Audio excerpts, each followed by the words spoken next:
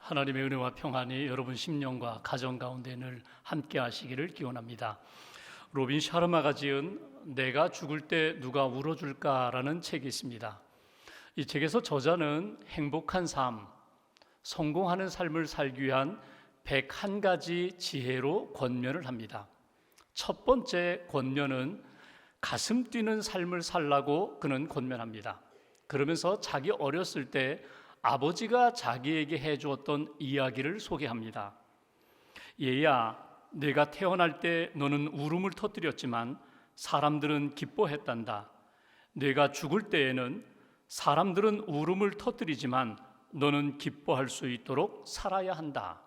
그러니까 내 인생의 마지막이 훌륭한 결말이 될 수 있도록 그렇게 살라는 것입니다. 진실하게 사랑하면서 후회함 없이 그렇게 살아야 된다. 중간에 이런 권면도 있습니다. 부탁하는 삶을 살라. 남에게 부탁하는 사람은 5분 동안은 바보가 될 수가 있다. 그러나 부탁하지 않으므로 평생토록 바보가 될 수도 있다는 것을 잊지 말아라. 누군가에게 도움을 부탁할 때에, 도움을 요청할 때에 내가 연약하다는 것, 내가 부족하다는 것이 드러나게 됩니다. 그것 때문에 자존심이 상할 수도 있습니다. 또 내가 이렇게 부탁했는데 혹시라도 거절하면 어떻게 하나, 이런 두려움도 있습니다. 이런저런 생각하면서 부탁을 하지 못하고 평생 바보처럼 사는, 도움받지 못하는 그런 인생 되지 말라는 것입니다. 부탁하라는 것입니다. 신앙적으로 이야기해 볼까요? 하나님 앞에 부탁하라는 것입니다. 기도하라는 것입니다. 요청하라는 것입니다.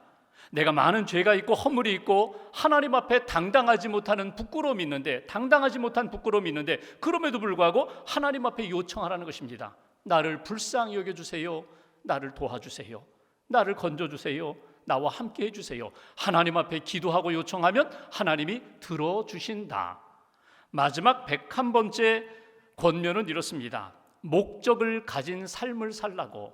인생을 살아가면서 정말 소중한 것이 무엇인지, 내 인생의 방향, 목표, 목적이 무엇인지, 의미가 무엇인지를 발견하고 그거 붙잡고 살라는 것입니다.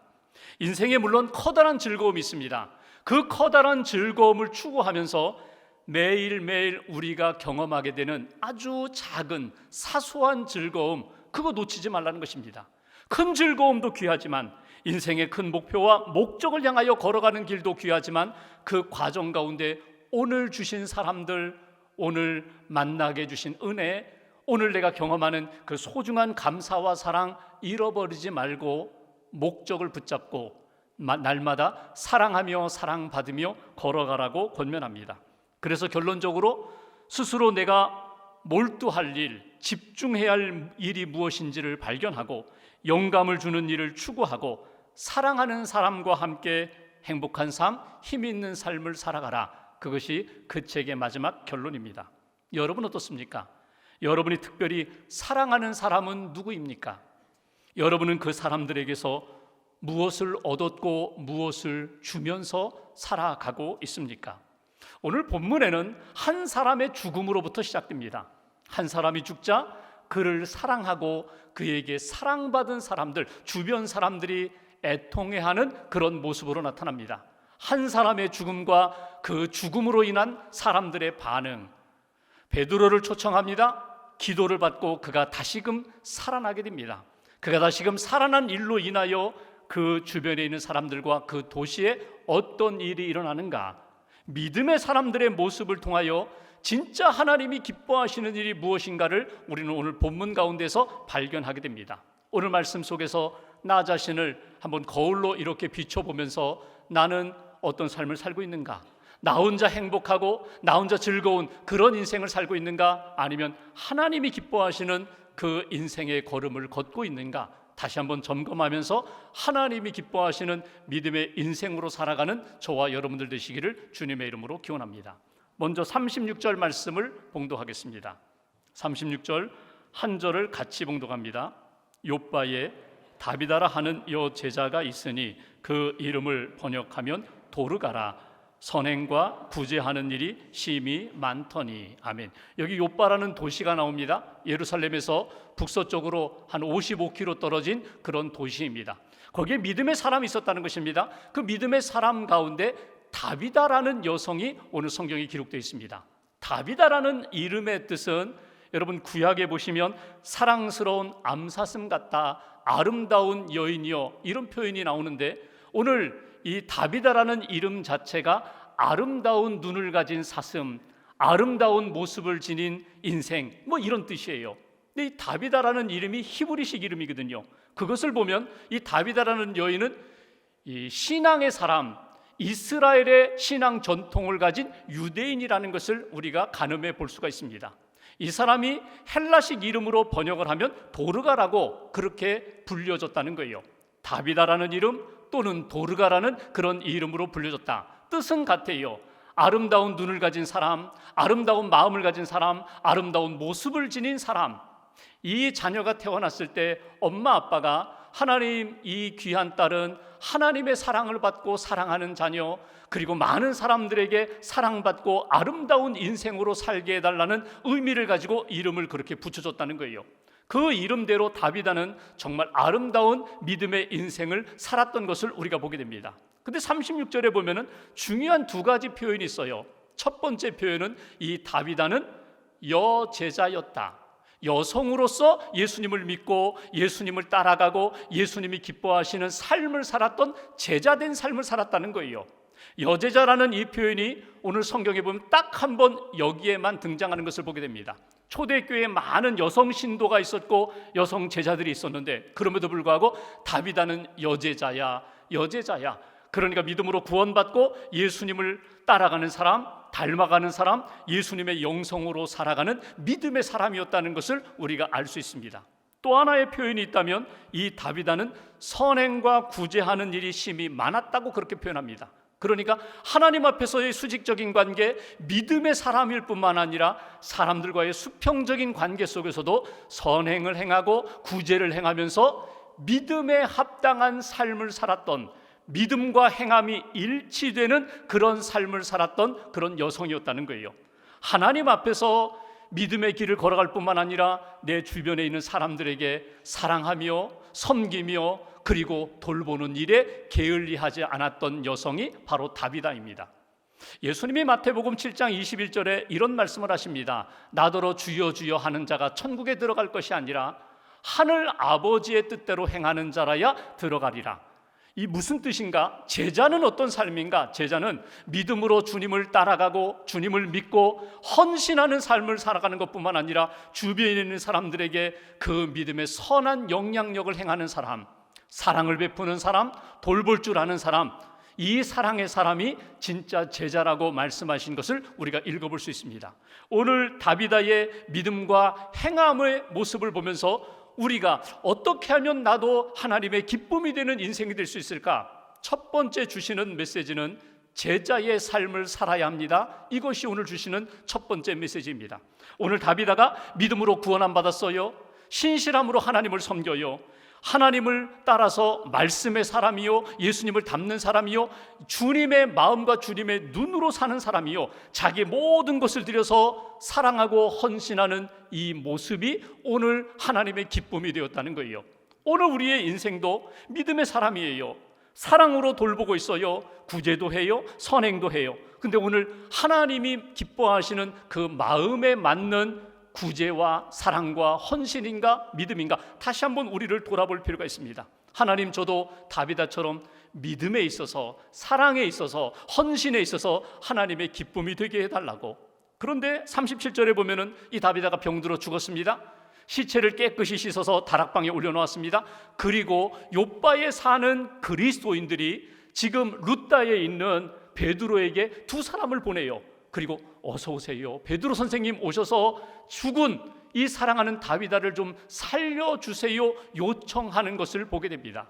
그런데 38절에 보시면 이 욥바에 있는 그리스도인들에 대하여 성경은 이렇게 호칭을 붙였어요. 제자들, 욥바에 있는 제자들.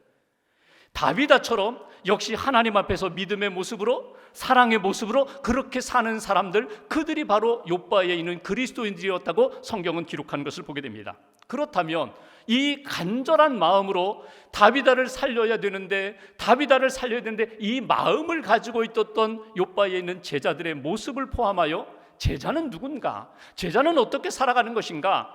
다비다처럼 믿음으로 구원받고 예수님을 닮아가는 사람들, 믿음에 합당한 행함이 있고 거룩함이 있고 선행과 구제에 열심이 있는 사람들, 그리고 욥바의 제자들처럼 죽어가는 영혼, 죽은 영혼을 살리기 위하여 간절한 마음으로 주님 앞에 매달리는 사람들, 이 사람들이 하나님이 기뻐하시는 제자의 삶을 사는 인생이라는 거예요. 여러분, 우리의 믿음을 돌아보면 믿음이 풍성하면, 믿음이 살아있으면 믿음에 합당한 삶이 반드시 나타나게 돼 있어요. 전 믿음은 있는데 사랑은 좀 부족해요. 믿음은 있는데 성경 공부도 많이 하고 성령의 체험도 하고 풍성한 믿음이 있는데 아직 용서 못하는 사람이 있어요. 사랑하지 못하는 사람이 있어요. 하나님의 뜻대로 사랑을 베풀지 못해요.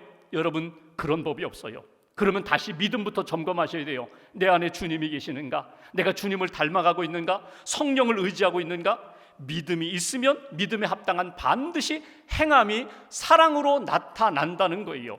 사랑으로 섬겨요. 용서하고 헌신하고 돌보고 선을 행하면 내 믿음이 더 풍성해질 뿐만 아니라 성장하고 단단한 믿음이 된다는 거예요. 오늘 다비다의 믿음과 삶이 바로 그런 모습이었다. 하나님 앞에서 나는 믿음에 합당한 삶을 살고 있는가? 바울이 디모데에게 권면하면서 디모데 전서에 보면은 교회 안에 많은 사람들이 있는데, 남성도 있고 여성도 있는데, 이런 사람들이 되도록 힘쓰라, 양육하라, 이런 사람이 있을 때 존중해 주어라, 이런 표현들이 나와요.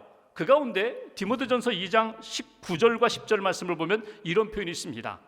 여자들도 단정하게 옷을 입으며 사치하지 말라는 겁니다. 소박하고 정결함으로 자기를 단장해라. 그리고 10절에 보면 오직 선행으로 하기를 원하노라. 이것이 하나님을 경외하는 모든 사람들에게 마땅한 것이다. 이런 표현이 나와요. 믿음이 있다면 내 생활, 옷 입는 거나 사람들을 대하는 거나 사랑을 베푸는 데 있어서 하나님 보시기에 아름다운 모습으로 나타나야 된다. 마치 다비다의 모습을 그려보는 것처럼 그렇게 하나님을 믿고 예수의 제자가 되는 사람들은 이런 삶이 되어야 한다. 여러분, 우리 신앙생활 하면서 우리 주변에 다비다처럼 그렇게 사랑하며 하나님을 잘 섬기는 본이 되는 사람들이 많이 있어요. 그 가운데 한 분을 소개하면 김선자라는 권사님이 계세요. 이분은 신앙생활 잘하신 분인데 점점 나이가 들고 노년이 가까이 오니까 내가 믿음으로 살았는데 하나님 앞에 설 날이 얼마 남지 않았는데 하나님 앞에 가서 나는 무엇을 내어놓을 수 있을까? 자기 인생을 돌아보면서 믿음에 합당한 삶의 모습이 부족하다는 것을 깨달았어요. 그리고 이분이 결단을 하고 시장에다가 식당을 하나 차렸어요. 광주 대인시장에 해 뜨는 식당이라는 식당을 차렸어요. 이 식당은 음식을 팔아서 돈 벌기 위한 식당이 아니라 점심에 조금 가난한 사람들, 굶주린 사람들에게 식사를 제공하기 위하여 그렇게 시작한 식당입니다. 1,000원을 받는 거예요. 공짜로 주고 싶은데 혹시라도 그거 와서 공짜로 먹는 사람들이 창피할까 봐 1,000원만 받겠습니다. 그리고 백반을 정성껏 준비해서 1,000원씩 파는 거예요. 물론 손해지요. 그런데 자기에게 주신 사랑을 베풀 수 있는 기회다. 그래서 열심히 음식을 잘 만들어서 이 오는 손님들에게 잘 대접합니다. 본인이 암투병하면서 며칠 동안 문을 열지 못했지만 본인이 하나님 부름받는 날까지 열심히 한 5년 동안 열심히 사람들을 섬겼어요. 그리고 그 딸이 어머니 돌아가시자 자기 일 정리하고 내가 그 일 어머니 뒤이어서 내가 하겠다고. 그러니까 사람들이 내가 후원하겠습니다. 내가 돕겠습니다. 손해나니까, 부족하니까 그럼 제가 후원하겠습니다. 그래서 지금은 넉넉한 재정을 가지고 많은 분들에게 사랑을 베푼다는 거예요. 여러분, 사랑을 베푸는 것은 다른 사람들의 이야기가 아니에요. 믿음으로 구원받았어요.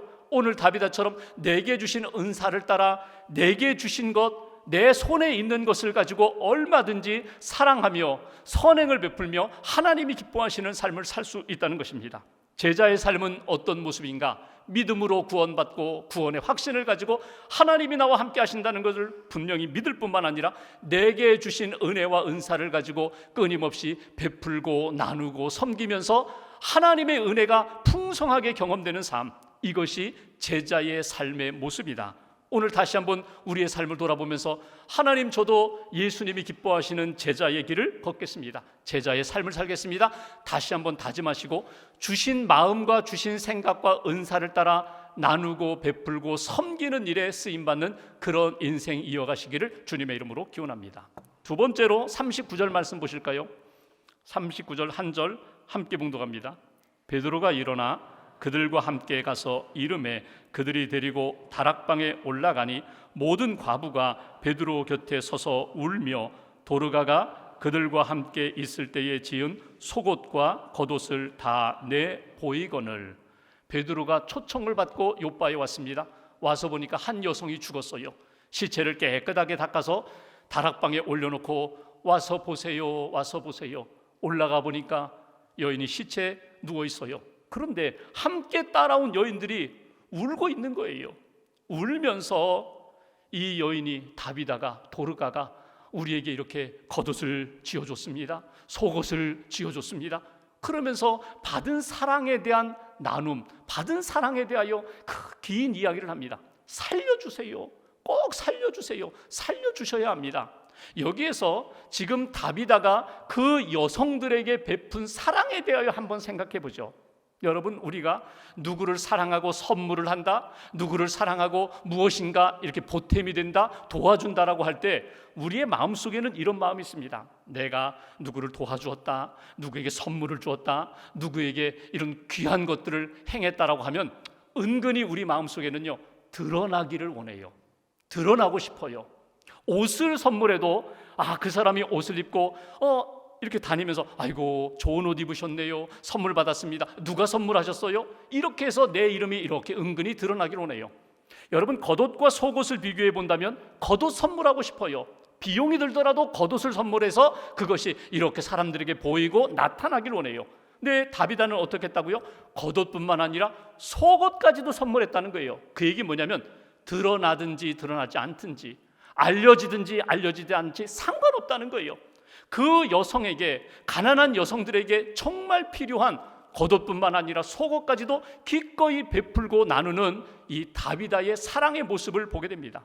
또 하나, 오늘 성경에 중요한 표현이 있는데 그것을 내가 입던 것, 좀 낡은 것 깨끗하게 세탁해서 전해주었다는 이야기가 아니에요. 다른 사람이 입었던 것 깨끗이 정돈해가지고 전달해 주었다는 그런 얘기가 아닙니다. 손수 다비다 자신이 그것을 지었다, 만들었다는 거예요. 새 옷으로 선물했다는 거예요. 이 얘기는 무엇입니까? 최선을 다했다는 거예요. 내가 할 수 있는 마음과 정성을 다하여 최선을 다하여 오늘 여인들에게 선물했다. 또 하나 표현이 있어요. 그건 뭐냐면 과부들입니다. 여러분, 과부 가난한 사람들입니다. 연약한 사람들입니다. 내가 선물하지만 그로부터 보상받을 것이 없는, 기대할 수 없는 사람이에요. 연약한 사람에게 내가 이 선물을 전달해주고 그것으로 끝입니다. 내가 해야 할 일을 했을 뿐입니다. 오늘 그런 사랑의 헌신이 바로 다비다의 사랑의 모습이었다는 거예요. 오늘 이 사랑의 모습을 통하여서 오늘 하나님이 우리에게 원하시는 게 뭘까? 하나님이 우리의 삶 가운데 정말 기뻐하시는 모습이 무엇일까? 다비다처럼 사랑의 삶을 살겠습니다. 사람들에게 보이고 사람들에게 자랑하는 그런 사랑이 아니라 한 영혼을 정말 사랑하면서 그 영혼이 풍성한 삶을 살도록 그렇게 섬기는 사랑, 사랑의 삶을 사는 주님의 제자들이 되겠습니다. 이것이 오늘 다비다의 사랑의 모습을 통하여 우리가 붙들어야 할 신앙적 교훈입니다. 여기 다비다의 사랑의 삶은 사랑의 본질이 무엇인지를 우리에게 분명히 다시 한번 가르쳐 줍니다. 여러분, 할 수 있으니까, 넉넉하니까 하는 그런 사랑, 그것도 귀하지만 하기 어려운데, 나도 도움을 받아야 되는데, 나도 지금 연약한데, 나도 부족한데, 그럼에도 불구하고 내가 기꺼이 도와줄 수 있는 그런 사랑, 역발상이에요. 쉽게 말하면 그 사람은 사랑할 수 있어, 그 사람은 좀 나눌 수 있어, 그 사람은 좀 넉넉하니까 베풀 수 있어, 이런 상황이 아니라 그 사람도 도움받아야 할 사람 아니야? 여러분, 성경학자들이 이런 이야기를 합니다. 다비다는 직업이 무엇일까? 다비다는 어떤 상태였을까? 다비다 주변에 이렇게 가난한 여성들, 과부들이 많은 것을 보면은 분명히 다비다 여제자라는 표현을 보면은 이 다비다도 과부였을 것이다. 홀로 된 여성이었을 것이다. 도움받아야 할 사람이에요. 사랑받아야 할 사람이에요. 그럼에도 불구하고 기꺼이 도움받고 사랑받는 것보다 도와주고 사랑을 베푸는 그 모습이 하나님의 기쁨이 되었다는 사실, 성경에 보시면 구약에 하나님이 특별히 관심을 갖고 있는 사람들이 있어요. 고아, 과부, 나그네, 힘없는 사람이에요. 연약한 사람들이에요. 그들을 돌보아줘라. 그들을 돌보는 것이 곧 하나님께 하는 것이라고 하나님은 말씀하십니다. 그들은 베풀고 이렇게 섬기면 돌아올 것이 없어요. 고아, 과부, 나그네, 연약함으로 그냥 지나가는 것입니다. 근데 하나님이 기억하신다는 거예요. 내가 반드시 기억하고 내가 반드시 그렇게 사랑 베푸는 자에게 내가 응답해 주리라. 오늘 다비다가 그런 인생을 살았다는 거예요. 하나님이 내게 주신 은혜를 따라 사랑하고 섬기는 그런 인생. 여러분, 살아가면서 우리가 사랑받을 때가 있고 사랑을 줄 때가 있어요. 여러분, 언제가 더 행복하세요? 언제가 더 신이 나세요? 솔직히 우리는 사랑받을 때 막 힘이 나요. 사랑받을 때 내 삶이 더 풍성해지는 것 같아요. 그런데 진짜는 사랑받을 때의 행복보다 사랑을 베풀고 나눌 때의 행복이 더 크다는 것. 사랑받을 때 영혼이 살아나고 연약했던 것, 그리고 병약했던 것이 건강으로 회복되지만, 사랑받는 것보다 내가 진심으로 뜨겁게 사랑할 때에 내 몸에서 더 좋은 호르몬도 나오고 내 영혼에 하나님이 부어주시는 풍성한 은혜가 있다는 것, 여러분 이거 놓치지 마세요. 나는 평생 사랑받으면서 살래요? 사랑받는 인생으로 살래요? 여러분, 그것만이 아니라 받은 사랑에 감사할 뿐만 아니라 나도 사랑하면서 살고 싶습니다. 사랑할 수 있도록 은혜 베풀어 달라고. 2차 대전 당시에 일본군과 필리핀군이 싸웠어요. 그리고 일본이 승리했어요. 잠깐 승리했어요. 그러면서 필리핀 포로들을 이렇게 붙잡아서 수천 명을 포로 수용소에 가뒀어요. 그 수용소 시설은 열악합니다. 먹는 거 말이 아니에요. 뭐 잠자리도 말이 아니에요. 전염병이 돌아서 어제 멀쩡하던 사람이 오늘 쓰러지고 내일 죽어요.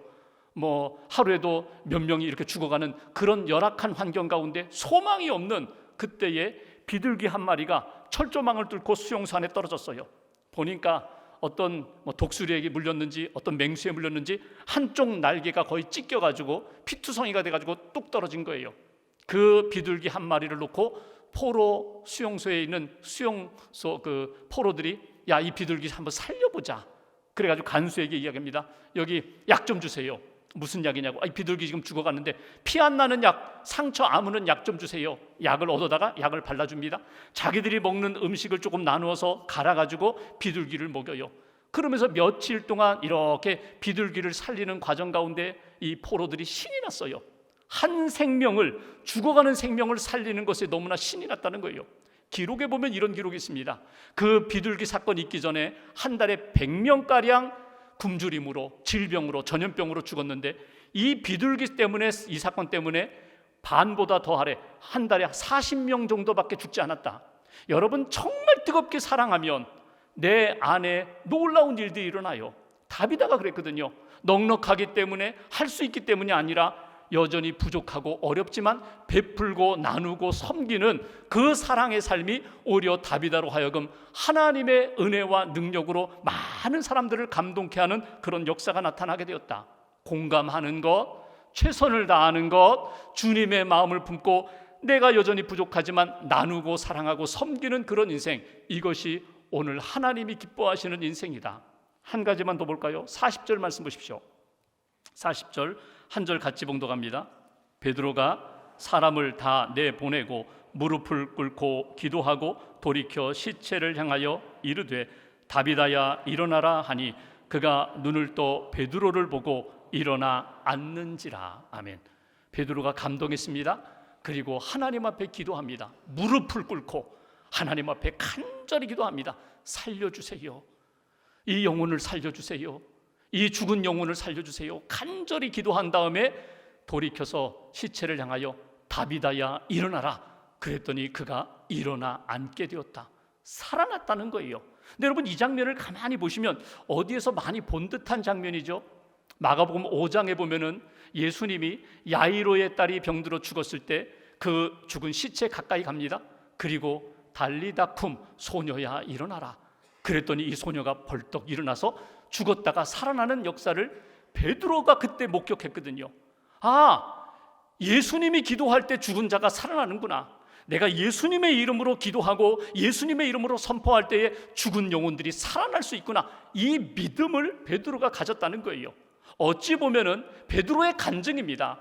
예수님이 기도하고 살리신 역사를 내가 그 현장에서 보았는데, 나도 그 믿음으로 예수님 이름으로 예수님의 능력 의지하여 선포할 때 반드시 살아날 수 있다, 이 믿음으로 선포했더니 오늘 이 다비다가 죽은 자리에서 다시금 일어나게 되었다. 여러분, 이건 베드로의 간증입니다. 베드로의 증언입니다. 베드로의 재연입니다. 그렇다면 이 여인이 깨어난 다음에, 일어난 다음에 어떤 일이 일어났는가? 42절에 보면은 이 일로 말미암아 온 요바에 있는 사람들이 이 사건으로 말미암아 예수님을 믿게 되었다. 믿음을 갖게 되었다. 주님께 돌아오게 되었다. 이 놀라운 역사, 이 여인이 살아나서 내가 죽었다가 다시금 살아났습니다. 하나님의 은혜요, 하나님의 능력입니다. 이렇게 간증하게 되었다는 거예요. 오늘 이 베드로의 이 다비다야 일어나라 선포하는 내용이나, 죽었다가 다시금 살아난 다비다가 자기의 인생 가운데 새 삶을 주신 하나님의 은혜에 대하여 간증하는 삶을 통하여 우리에게 주시는 세 번째 메시지가 있어요. 하나님이 기뻐하시는 인생은 어떤 인생인가? 여러분, 증인으로 사는 인생. 내게 주신 하나님의 은혜와 능력을 내가 이렇게 사람들에게 나누고 증언하는 인생, 이것이 하나님이 기뻐하시는 삶의 모습이다. 증인으로 살겠습니다. 하나님이 베푸신 은혜를 나누면서 선포하면서 살겠습니다. 우리는 종종 이런 생각을 합니다. 간증은, 증인은 따로 있다고 생각해요. 성공한 사람들, 정말 죽었다가 살아난 사람들, 병들었다 치유함 받은 사람들, 이 사람들만 간증하고 증인으로 살 수 있다고 생각해요. 물론 하나님이 하신 역사에 대하여 증언할 수 있죠. 그런데 이런 사람들만이 아니라 하나님이 내게 주신, 내가 아직도 병약합니다, 내가 아직도 고난 가운데 있습니다, 내가 실패 가운데 있습니다, 그럼에도 불구하고 하나님이 내게 주신 마음이 있어요, 말씀이 있어요, 은혜와 능력이 있어요. 그걸 나누는 거예요. 나는 부족하지만 여전히 하나님 나 포기하지 않으시고 나와 함께 하신다고, 이런 마음을 주셨다고, 이런 꿈을 주셨다고, 이렇게 나에게 은혜를 주셨다고 나누는 것, 전하는 것, 이것이 증인의 삶의 모습이라는 거예요. 성자인 프란시스가 어느 날 제자들과 함께 이렇게 마을로 전도를 나갔습니다. 평화의 기도를 쓴 그 유명한 성자 프란시스와 함께 이렇게 전도를 나갔으니 많은 사람들이 예수님께 돌아올 거야 기대를 가지고 제자들이 함께 이렇게 마을을 도는데, 프란시스가 전도를 안 하는 거예요. 쭉 돌더니 다시금 숙소로, 제자리로 돌아왔어요. 제자들이 묻습니다. 선생님 오늘 왜 전도 안 하셨어요? 프란시스가 말합니다. 전도했지. 아니, 오늘 한마디도 안 하셨는데, 예수 믿으라고 한마디도 안 하셨는데 무슨 전도를 하셨다는 말씀입니까? 내가 내 얼굴로, 내 마음으로, 내 주신 영성으로 많은 사람들을 품으면서 내가 전도했지. 만약에 사람들이 나를 볼 때에 아이고 예수 믿는 사람 얼굴이 왜 저래, 아이고 예수 믿는 사람 모습이 왜 저래, 그렇게 바라본다면 내가 아무리 예수 믿으라고 한들 그들이 예수님을 믿겠는가? 내 마음에 강 같은 샘물이 터져 나오고 은혜가 터져 나오고 평안이 터져 나와서 내가 사람들에게 예수의 얼굴로 나타나고 예수의 모습으로 나타날 때 그들이 감동하게 되는 거고, 그들이 복음을 들을 때 주님께 돌아오는 역사가 아니겠는가? 여러분, 이 말은 내가 말로 전도해야 아무 소용없습니다, 그 얘기가 아니라 먼저 내 중심이 주님의 은혜와 평안으로, 사랑으로, 영성으로 충만할 때에 내가 누구에게 복음을 전하면 그가 하나님의 은혜 가운데 예수 그리스도를 만나게 되고 복음으로 변화되는, 주님께 돌아오는 역사가 있다는 것을 가르쳐 주시는 내용입니다. 여러분, 10월 한 달 동안 우리가 새 생명 축제를 해요. 이번 한 달 내가 한 영혼을 주님께로 인도하겠다. 낙심한 영혼이 있어요? 예수님 믿지 않는 영혼이 있어요? 내가 이웃집에서 또 일터에서 자주 만나는 영혼이 있어요? 내가 마음속에 그 영혼을 품고 기도하며 섬기겠습니다. 오늘 다비다의 모습처럼 내가 예수님의 제자처럼 내가 기도하고 사랑을 베풀겠습니다. 사랑하며 헌신하겠습니다. 그리고 주님이 내게 주신 은혜를 나누겠습니다. 간증을 나누겠습니다. 증언자가 되겠습니다. 마음속에 다짐하시고 한 영혼을 주님께 돌아오게 하는 역사가 얼마나 귀하다는 것, 이거 가슴속에 새기시고 하나님 앞에서 내 영혼이 살아날 뿐만 아니라 영혼을 살리는 일에 쓰임받는, 하나님 앞에 감사하고 영광 돌릴 수 있는 그런 한 달 되시기를 주님의 이름으로 기원합니다. 기도하겠습니다.